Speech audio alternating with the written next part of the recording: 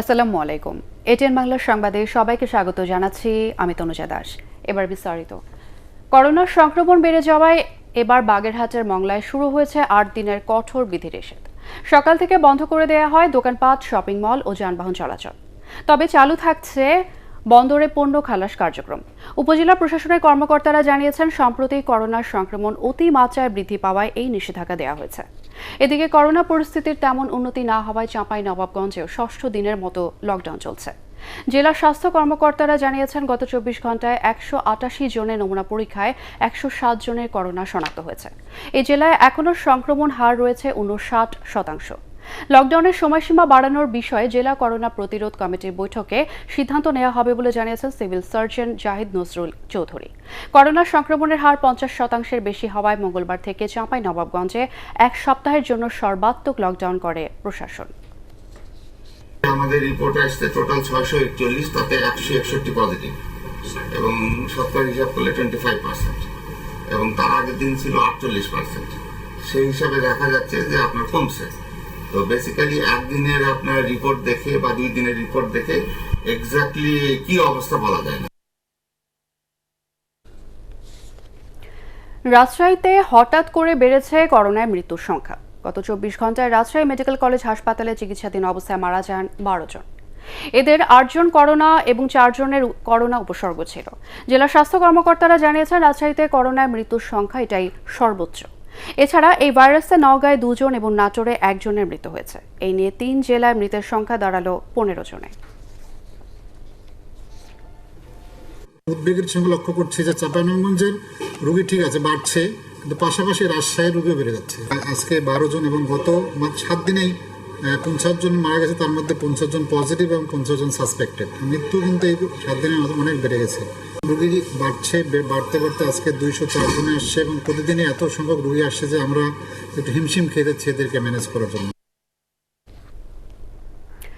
এনআইডির কার্যক্রম নির্বাচন কমিশন থেকে সরিয়ে নেওয়ার উদ্যোগের প্রতিবাদে প্রধান নির্বাচন কমিশনার কে এম নুরুল হুদার কাছে স্মারকলিপি দিয়েছেন ইসির কর্মকর্তারা। বাংলাদেশ ইলেকশন কমিশন অফিসার্স অ্যাসোসিয়েশনের কর্মকর্তারা দুপুরে সিইসির কাছে তাদের বক্তব্য তুলে ধরেন। এই ব্যাপারে কমিশনের অবস্থান স্পষ্ট করার আহ্বানও জানান তারা। এর আগে সকাল থেকে ইসির কর্মকর্তা কর্মচারীরা জড়ো হতে থাকেন সিইসির কার্যালয়ের সামনে। গত ২৪ মে মন্ত্রী পরিষদ বিভাগ থেকে জারি করা চিঠিতে এনআইডি কার্যক্রম স্বরাষ্ট্র মন্ত্রণালয়ের সুরক্ষা বিভাগের কাছে ন্যস্ত করতে বলা হয়।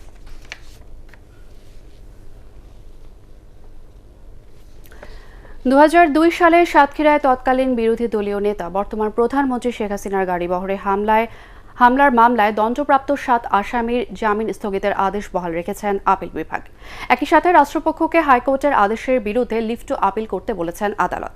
২০ জুন এই মামলার পরবর্তী শুনানির দিন ঠিক করা হয়েছে। প্রধান বিচারপতি সৈয়দ মাহমুদ হোসেনের নেতৃত্বাধীন আপিল বিভাগ এই আদেশ দেন।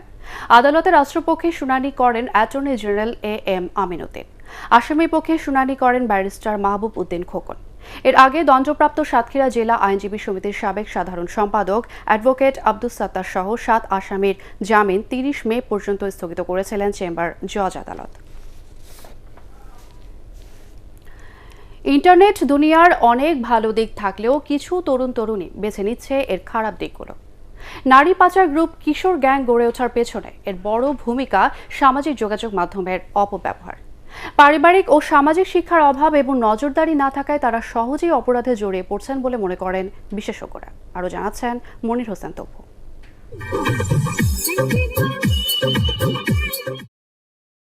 স্মার্টফোন মানেই পুরো দুনিয়া হাতের মুঠোয়। কোনো বিধিনিষেধ না থাকায় যে কেউ টিকটক, লাইকির মতো অ্যাপস ব্যবহার করে অল্প সময়ে বনে যেতে পারেন সেলিব্রিটি। ইন্টারনেট জগতে আধিপত্য বিস্তারকে কেন্দ্র করে অনেকেই আবার জড়িয়ে পড়েন নানা অপরাধমূলক কর্মকাণ্ডে। বর্তমানে ঢাকা শহরে প্রায় ৫০টির অধিক কিন্তু এরকম গ্যাং গ্রুপ আছে যারা নিজেদের মধ্যে পরিচালিত হয় এবং এক গ্রুপ আর এক গ্রুপের সাথে কিন্তু কনফ্লিক্ট, মারামারি, কাটাকাটি, আধিপত্য স্থাপন নিয়ে যে কারা আসলে সেরা। যে ক্রাইম করছে তার কোনো গার্ডিয়ানশিপ নেই, কেউ তাকে মনিটর করছে না, সে কি করছে এটা কেউ দেখভাল করছে না, তখন সে উদ্বুদ্ধ হয়। অনলাইন প্রতারকদের ফাঁদে পড়ে এরই মধ্যে অনেক তরুণী ও নারী ব্ল্যাকমেইল ও যৌন নির্যাতনের শিকার হয়েছেন। সামাজিক অবক্ষয়ের কারণে অল্প বয়সের কিশোর কিশোরীরা এই ধরনের অপরাধে বেশি জড়িয়ে পড়েন বলে মনে করেন বিশেষজ্ঞরা।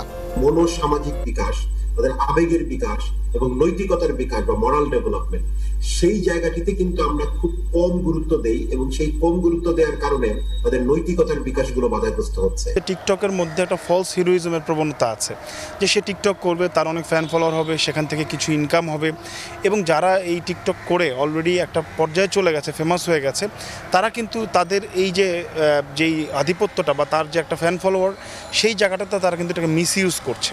দুরন্ত বয়সী কিশোর কিশোরীদের পরিবারের পক্ষ থেকে পর্যাপ্ত সময় দেওয়ার পরামর্শ দিয়েছেন তারা।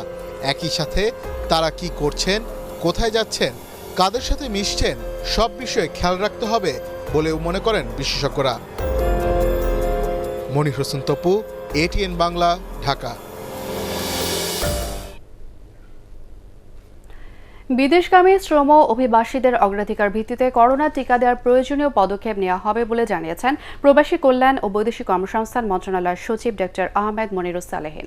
অন্যদিকে শ্রম অভিবাসী বিশ্লেষক হাসান আহমেদ চৌধুরী কিরণ বলেন, জনশক্তি প্রেরণে পাবলিক প্রাইভেট পার্টনারশিপের মাধ্যমে বেসরকারি রিক্রুটিং এজেন্সিগুলোকে আরও বেশি সক্ষম করে গড়ে তুলতে হবে। আরও জানাচ্ছেন মমিনুর রিপন। বাংলাদেশে বৈদেশিক মুদ্রার রিজার্ভ $45 বিলিয়ন করতে গুরুত্বপূর্ণ ভূমিকা রেখেছেন অভিবাসী কর্মীরা। অথচ কর্মস্থলে যাওয়ার ক্ষেত্রে বিভিন্ন রকমের হয়রানি ও ভোগান্তির মধ্যে পড়ছেন তারা। করোনার অতিমারির পরবর্তী সময়ে যত দ্রুত সম্ভব মালয়েশিয়া সহ ট্র্যাডিশনাল শ্রমবাজারগুলো পুনরায় চালু করতে পদক্ষেপ নেওয়ার দাবি জানান অভিবাসী বিশ্লেষক হাসান আহমেদ চৌধুরী কিরণ। লেবার রিসিভিং কান্ট্রিগুলো থেকে কিন্তু করোনার ভ্যাকসিন প্রদান করবার জন্য জোর আমরা তৎপরতা দেখতে পাচ্ছি। কর্মীদেরকে বিদেশ পাঠানোর পূর্বে যাতে অতি দ্রুত তাদেরকে করোনার ভ্যাকসিন প্রদান করা যায় সেই সিদ্ধান্ত গ্রহণ করবার জন্য যদি সরকারের কোনো বিশেষ বাজেট বরাদ্দ রাখতে হয় তাহলে সেই বাজেট বরাদ্দ রাখা অত্যন্ত জরুরি। তাদের যে টিকিটের ভাড়া সেটা নিয়ন্ত্রণ করতে হবে এবং তাদের যে লেবার ফেয়ারটা সেই লেবার ফেয়ারটা নিশ্চিত করা অত্যন্ত জরুরি। একই সাথে যাতে স্বল্প মূল্যে তারা পাসপোর্ট পেতে পারে, যে লেবার পাসপোর্ট যদিও বলা হয়, সেই পাসপোর্ট যাতে পেতে পারে সেটি সরকারকে অগ্রাধিকার দেওয়া উচিত। এই অভিবাসী বিশ্লেষকের প্রত্যাশার প্রেক্ষিতে প্রবাসী কল্যাণ ও বৈদেশিক কর্মসংস্থান মন্ত্রণালয়ের সচিব বলেন, মালয়েশিয়া সহ অন্যান্য ট্র্যাডিশনাল শ্রমবাজার পুনরায় চালু করার পাশাপাশি নতুন শ্রমবাজার খোঁজার উদ্যোগ গ্রহণ করেছে মন্ত্রণালয়। যারা যাবেন তাদেরকে টিকা বাধ্যতামূলক করা হচ্ছে এবং টিকা না দেওয়ার ক্ষেত্রে বিভিন্ন ধরনের শর্ত, বিশেষ করে হোটেল কোয়ারেন্টাইন, এগুলো করা হচ্ছে। এই পরিপ্রেক্ষিতে আমরা তাদেরকে অগ্রাধিকার দিতে যাচ্ছি, টিকা দেওয়া যায় এই বিষয়ে নীতিগত সিদ্ধান্ত হয়েছে, আমরা আশা করি এটা দিতে পারবো। এদিকে অভিবাসী কর্মী উন্নয়নে আসন্ন বাজেটে বরাদ্দ আসবে বলে মনে করেন সংসদ সদস্য শামীম হায়দার পাটোয়ারি। রিক্রুটিং এজেন্সিগুলো রয়েছে, সেই রিক্রুটিং এজেন্সিগুলোর জন্য তাদের প্রশিক্ষণ কেন্দ্র স্থাপনের জন্য বিশেষ অঞ্চলে জমি বরাদ্দ করে তাদেরকে সরকারের এই বাজেটে প্রয়োজনীয় থোক বরাদ্দ রেখে তাদেরকে ট্রেনিং ইনস্টিটিউট করবার জন্য অর্থ সহযোগিতা করতে পারে। মূল দায়িত্বটা সরকারের অবশ্যই প্রত্যাবর্তন যারা শ্রমিক বা নাগরিক তারা অথবা পাইপলাইনে যারা আছে তাদের উপর। এজেন্সি স্বাধীনভাবে ব্যবসা করেছে এবং খুব প্রফিটেবল ব্যবসা। তাদের যদি জেনুইন কোনো নিড থাকে আমরাও সংসদে বলবো। মমিনুর রিপন, এটিএন বাংলা, ঢাকা। বিএনপির প্রতিষ্ঠাতা সাবেক রাষ্ট্রপতি জিয়াউর রহমানের 40তম মৃত্যুবার্ষিকী আজ। 1981 সালের এই দিনে চট্টগ্রাম সার্কিট হাউসে একদল বিপদগামী সেনা সদস্যদের গুলিতে নিহত হন তিনি। দলের প্রতিষ্ঠাতা মৃত্যুবার্ষিকীতে মরহুমের সমাধিতে শ্রদ্ধা জানান বিএনপি মহাসচিব সহ সিনিয়র নেতারা। বিস্তারিত জানাচ্ছেন মইনুল আহসান। মুক্তিযুদ্ধের সূচনাকালে বঙ্গবন্ধুর হয়ে স্বাধীনতার ঘোষণা আর রণাঙ্গনের সাহসী ভূমিকায় ইতিহাসে স্থান করে নেন sector commander major Ziaur Rahman. পরে ঘটনা প্রবাহে রাষ্ট্র ক্ষমতায় আসার পর 1981 সালের 30 মে চট্টগ্রাম সার্কিট হাউসে এক সামরিক অভ্যুত্থানে নিহত হন জিয়াউর রহমান। মৃত্যুর আগে বাংলাদেশ জাতীয়তাবাদী দল বিএনপি প্রতিষ্ঠার মাধ্যমে তিনি রেখে যান অসংখ্য অনুসারী। দিনটি স্মরণে সিনিয়র নেতাদের নিয়ে তার সমাধিতে শ্রদ্ধা জানান দলীয় মহাসচিব মির্জা ফখরুল ইসলাম আলমগীর। এ সময় তিনি জিয়াউর রহমানের নানা অবদানের কথা তুলে ধরেন। তিনি সমগ্র জাতিকে স্বাধীনতা যুদ্ধে ঝাঁপিয়ে পড়তে অনুপ্রাণিত করেছিলেন, নিজে রণাঙ্গনে যুদ্ধ করেছেন। আওয়ামী লীগ অত্যন্ত সচেতনভাবে আবারও একদলীয় শাসন ব্যবস্থা ছদ্মবেশে প্রতিষ্ঠা করবার কাজ শুরু করেছে। এইখান থেকে মুক্তি পাওয়ার জন্য আমাদের সকলকে একযোগে কাজ করতে হবে। তিনি অভিযোগ করেন বেগম খালেদা জিয়ার অসুস্থতা নিয়েও রাজনীতি করছে সরকার। জ্বরটা নিয়ন্ত্রণে এসে গেছে এবং তারা আশাবাদী হয়ে উঠেছেন যে এই জ্বর হয়তোবা আর আসবে না, কারণ তারা প্রয়োজনীয় চিকিৎসা দিচ্ছেন। আমাদের দুঃখ হয় যে নেত্রী গণতন্ত্রের জন্য সংগ্রাম করেছেন আজীবন, তার চিকিৎসার জন্যে আজকে কোনো সুযোগ দেওয়া হয় না। পরে রাজধানীর বিভিন্ন স্থানে দরিদ্রদের মাঝে খাবার বিতরণ করেন বিএনপি মহাসচিব। এদিকে জিয়াউর রহমানের মৃত্যুবার্ষিকী উপলক্ষে বিএনপি ও এর অঙ্গ ও সহযোগী সংগঠন নানা কর্মসূচি পালন করছে। মইনুল আহসান, এটিএন বাংলা, ঢাকা। বিভিন্ন মামলায় গ্রেফতার আলেম ওলামাদের মধ্যে কেউ যদি নিরপরাধী থাকে তবে তদন্ত করে তাদের মুক্তির দাবি জানিয়েছেন ইসলামী আন্দোলন বাংলাদেশের আমির ও চরমোনাই পীর রেজাউল করিম। সংগঠনটির প্রধান কার্যালয়ে আয়োজিত সংবাদ সম্মেলনে এই দাবি জানানো হয়। ইসরায়েলে যাওয়ার ব্যাপারে পাসপোর্টে যে নিষেধাজ্ঞা ছিল তা বহাল রাখারও দাবি জানিয়েছেন তিনি। এ সময় অবিলম্বে সব শিক্ষা প্রতিষ্ঠান খুলে দেওয়ারও আহ্বান জানান চরমোনাই পীর।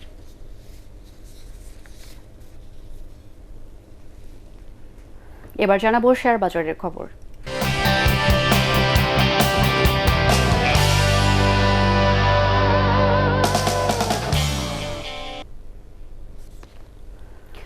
এবি ব্যাংক লিমিটেড বেমেয়াদি বন্ড ইস্যুর প্রস্তাবে পরিবর্তন এনেছে।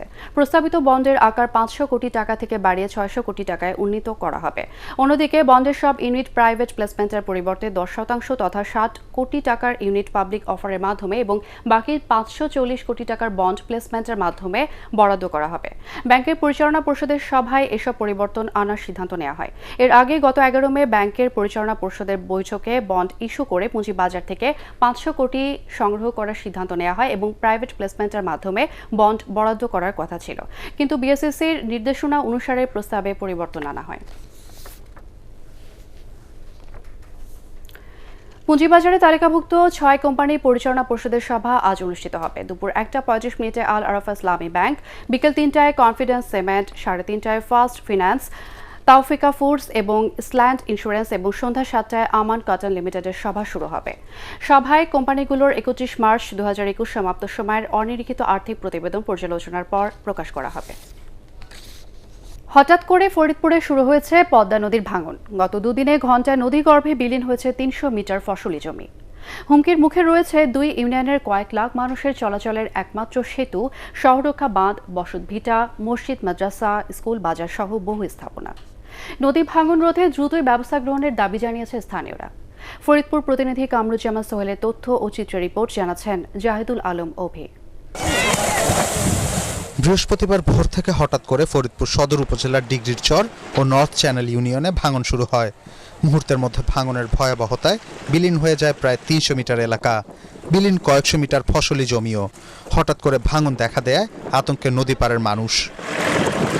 6-7 বাড়ি ভেঙে নদীর কাছে এসে ফিরে বাড়ি করছে। এখন যদি আমরা বাড়ি ঘর ভেঙে এই জায়গাতে চলে যাই, আমাকে দাঁড়ানোর কোনো জায়গা নাই। সরকার যদি নেয় এইটা আমাকে যদি বাঁচায় তাইলে মনে কর বাঁচুন। প্রতি বছর ভাঙনে ব্যাপক ক্ষয়ক্ষতি হলেও রোধে নেই স্থায়ী উদ্যোগ। দায়সারা গোছের অস্থায়ী বাঁধে বিলীনের হাত থেকে ঠেকানো যায় না ফসলি জমি, ভিটে মাটি। এ নিয়ে ক্ষোভ এলাকাবাসীর। পদ্মা একেবারেই ব্রিজের সংলগ্ন, যদি আজকে রাত্রে এর কোনো ব্যবস্থা না নেওয়া হয় তাহলে হয়তো বা রাত্রে ব্রিজ থাকবে না। এদিকে ইউনিয়ন দুটির হাজারো মানুষের সম্পদ রক্ষায় ভাঙনের হাত থেকে বাঁচাতে সরকারি সহযোগিতা চাইলেন স্থানীয় ইউপি চেয়ারম্যানরা। জিও ব্যাগ ফেলে এবং নদীর যে একটি অংশ আছে সেখানে নব্যতা বৃদ্ধির জন্য নদী কেটে মানুষের যান মাল, শিক্ষা প্রতিষ্ঠান রক্ষার জন্য দ্রুত ব্যবস্থা নেওয়ার জন্য মাননীয় জেলা প্রশাসক মহোদয় এবং প্রশাসনের প্রতি জোর দৃষ্টি আকর্ষণ করছে। নদী ভাঙনের স্থল পরিদর্শন করেন জেলা প্রশাসক, পানি উন্নয়ন বোর্ডের কর্মকর্তারা। নদী ভাঙন রোধে দ্রুত কাজ শুরুর আশ্বাস জেলা প্রশাসকের। যত দ্রুত সম্ভব এই ভাঙন প্রতিরোধ করার জন্য আমরা ব্যবস্থা নিচ্ছি। আমাদের পানি উন্নয়ন বোর্ডের অনুরোধ করেছি যত দ্রুত সম্ভব এখানে বস্তা ফেলা, ব্রিজটা যে কোনো সময় ক্ষতিগ্রস্ত হতে পারে, তো ওই অংশটুকু কেটে দেওয়ার জন্য ডব্লিউডিএর চেয়ারম্যান স্যারের সাথে কথা বলেছি। গত কয়েক বছরে নিশ্চিহ্ন হয়ে গেছে ফরিদপুরের অন্তত 10টি গ্রাম। তাই নদী ভাঙন রোধে টেকসই পদক্ষেপ গ্রহণের দাবি স্থানীয়দের। Bureau report, ATN Bangla. এবারে আল আরাফা ইসলামী ব্যাংক অর্থ সংবাদ।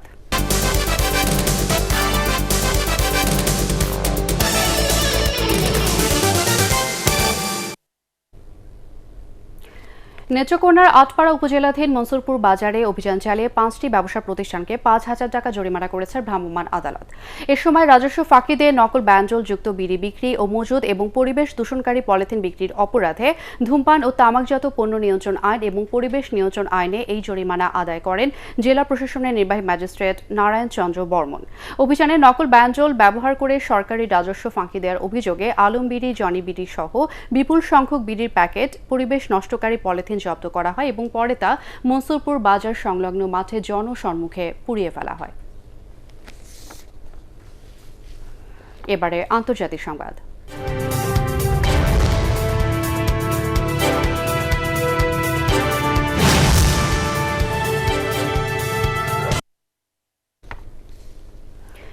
এবার ভিয়েতনামে ধরা পড়ল করোনা ভাইরাসের নতুন ভ্যারিয়েন্ট, যার নাম দেওয়া হয়েছে হাইব্রিড। বিবিসি অনলাইনের খবরে বলা হয়, ভারত ও যুক্তরাজ্যের ধরনের সংমিশ্রণ পাওয়া গেছে ভিয়েতনামের এই ধরনে, যা আরও বেশি মারাত্মক বলে জানিয়েছেন দেশটির স্বাস্থ্যমন্ত্রী নুয়েন থান লং। তিনি জানান, এই ভাইরাসে কেউ আক্রান্ত হলে সহজে তাদেরকে শনাক্ত করা যাবে না, কিন্তু বেশিরভাগ সময়ে এসব রোগী বিভিন্ন ধরনের শারীরিক মারাত্মক জটিলতা অনুভব করবেন। ভাইরাসটি সহজেই বাতাসে ছড়িয়ে পড়তে পারে। 2020 সালের জানুয়ারিতে ভিয়েতনামে প্রথম করোনা রোগী শনাক্ত হয়। এরপর কয়েক হাজার মানুষ এই ভাইরাসে আক্রান্ত হন। জাতিসংঘ শান্তিরক্ষা মিশনের প্রতিস্থাপন হতে যাওয়া মধ্য আফ্রিকান রিপাবলিকানগামী 125 জন কন্টিনজেন্ট সদস্যকে সততা, পেশাদারিত্ব ও আন্তরিকতার সাথে অর্পিত দায়িত্ব পালনের আহ্বান জানিয়েছেন বিমান বাহিনীর প্রধান air chief marshal Mashiuzzaman Serniabat. Dhaka সেনানিবাসে বিমান বাহিনীর ঘাঁটি বাসারে আয়োজিত অনুষ্ঠানে তাদের উদ্দেশ্যে দেয়া বক্তব্যে তিনি এই আহ্বান জানান। পরে মিশনের সাফল্য কামনায় বিশেষ মোনাজাতে অংশ নেন বিমান বাহিনীর প্রধান। বিমান সদরের প্রিন্সিপাল স্টাফ অফিসার ও এয়ার অধিনায়ক সহ পদস্থ কর্মকর্তারা এ সময় উপস্থিত ছিলেন। এবারে পার্টেক্স খেলার খবর।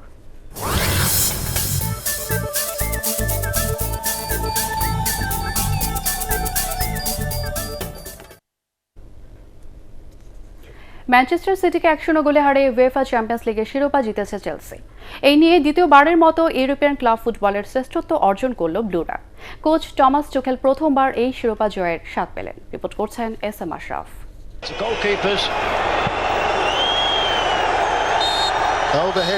ম্যাচ শেষের বাঁশি কারো কাছে মধুর, কারো কাছে তা বেদনা বিধুর। কেউ কাঁদেন যুদ্ধ জয়ের আনন্দে, কারো বা চোখে অশ্রু ঝরে ব্যর্থতার গ্লানিতে।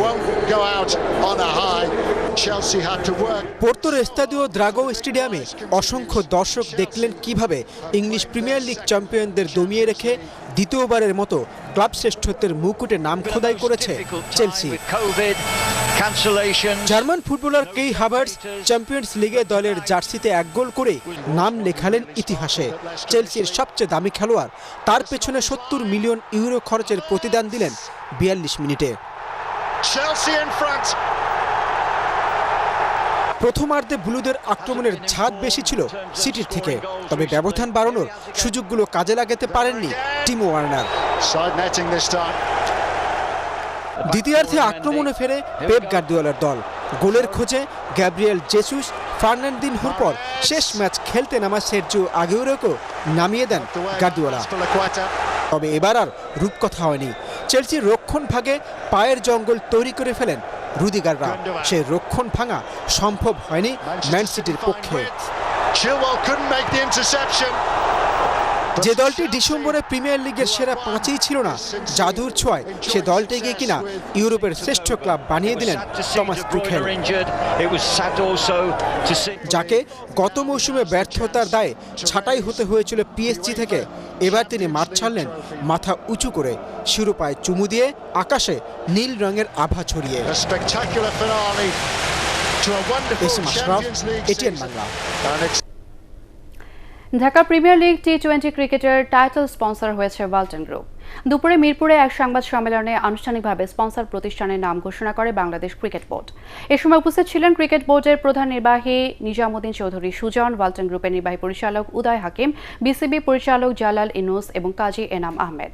12 দল নিয়ে কাল থেকে মিরপুর আর বিকেএসপিতে শুরু হচ্ছে টি-20 ক্রিকেট লিগের এই আসর।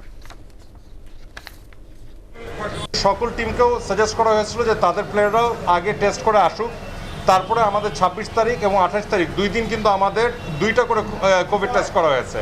সো অল প্লেয়ার্স কিন্তু has gone through 2 tests of covid and it is not only the players, it is also the management. শেষ করার আগে বিআরবি কেবল সংবাদ শিরোনাম জানিয়ে দেব আরও একবার। করোনার সংক্রমণ বেড়ে যাওয়ায় 8 দিনের লকডাউন মংলায়, চালু থাকবে বন্দরে পণ্য খালাস, রাজশাহীতে 12 জনের মৃত্যু।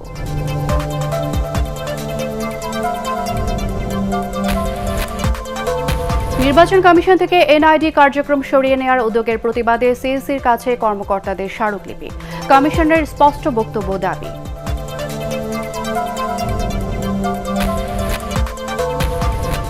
নারী পাচার এবং কিশোর গ্যাং গড়ে ওঠার পেছনে বড় ভূমিকা ইন্টারনেটের অপব্যবহার, নজরদারি বাড়ানোর পরামর্শ বিশেষজ্ঞদের।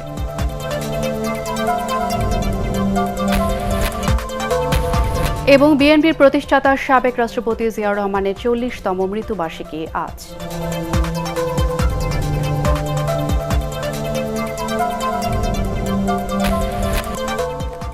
আর এই ছিল এখনকার সংবাদ। আমাদের এটিএন বাংলা সংবাদ ইউটিউবে দেখতে ব্রাউজ করুন youtube/ATN বাংলা নিউজ। দর্শক, করোনা ভাইরাস থেকে নিজেকে সুরক্ষিত রাখতে মাস্ক পরুন এবং বারবার হাত পরিষ্কার করুন। আমাদের সাথে থাকার জন্য ধন্যবাদ।